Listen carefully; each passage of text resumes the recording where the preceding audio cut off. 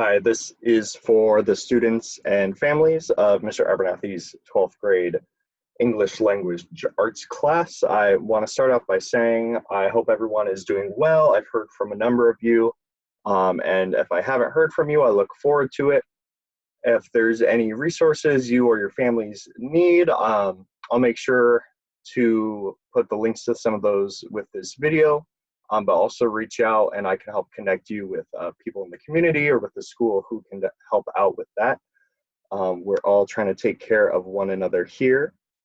The purpose of this video is to walk you through what your student is going to be doing in English class this week. We'll start off, let me share the screen with you. We are going to be looking at English 12. So we're just starting off 2 standards. We've already covered this year. Your students have been doing these standards probably since 5th or 6th grade, and we're just getting better and better at those standards. First is here are L1. They need to cite evidence, and they need to W2 write informational text. In this case, something along the lines of an argument. Can they make a claim, and can they support it with evidence? The specific activity they will be doing to practice those standards is detailed further in Canvas, but I have an abridged version of that here. They will be listening to a video poem or reading the poem, and they will be responding to the poet's message or some questions the poet's bringing up. And then they are going to practice MLA formatting with their citations as well. And in that activity on Canvas, we go into a little explanation of why that's still important. Some feedback I'll be giving your students is they're giving this response in a discussion on Canvas, and I'll walk you through that in a minute. But that gives me the opportunity to respond to students on an individual basis, but also give students an opportunity to see what one another are thinking about, or just to interact with their peers in a way maybe they don't get to do right now. I will also, for parents as well, in student view and parent view, be marking yes or no, whether they did or didn't do the assignment. That's not graded, but it'll help us track, see who is kind of sticking with us through the weeks and who maybe needs more check-ins to make sure everything's going okay. So I'll put this week at a glance template. It should be the same in all your classes, all your students' classes. And that'll go out with the email and it'll be on Canvas, as well as this video. A link to the video when it's finished will be included here. A question to discuss with your scholar that the poet that we're going to be looking at brings up is this question of how a person decides how they want to live their life. Right, we have 17, 18-year-olds in our house, maybe they're 19 and they're moving out, they're going to college, they are doing something else with their life where they don't have your guidance as a parent. So how do we figure out how we want to live our life? Is it accidental? I hope not. So that might be something that we have conversations with. So let's hop over to Canvas.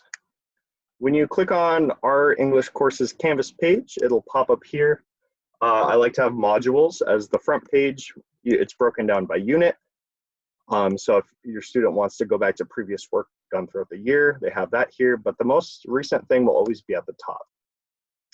So right at the top here is our discussion. So we'll click in there. Your student will have access to this on midnight on Sunday, so early Monday morning. So first, real clear instructions. You're replying to the video down here at the bottom. So you'll watch the video. If you need to see the text in front of you as well, it's there. If it needs to be translated, you can translate it using that text. Then second, you're answering the questions using evidence from the text, right? So using a quote to explain the quote. So in the poem, it's kind of called the objective as shorthand, where the poet is critiquing the idea of people always having some other objective. And so we're wondering, what is that objective to Barry, who is the poet? And according to Barry, how should people live their life?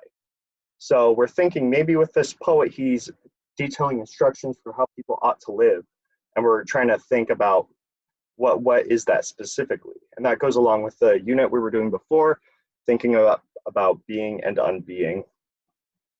For citing sources, depending on how in-depth your student wants to do, I have some links here. And specifically for citing a poem on a website, the link is right there. So they type out that answer, put it in that reply, and click post. We also have tips on why citations and formatting is something to practice before college, as well as a bonus poem down here called Stay Home.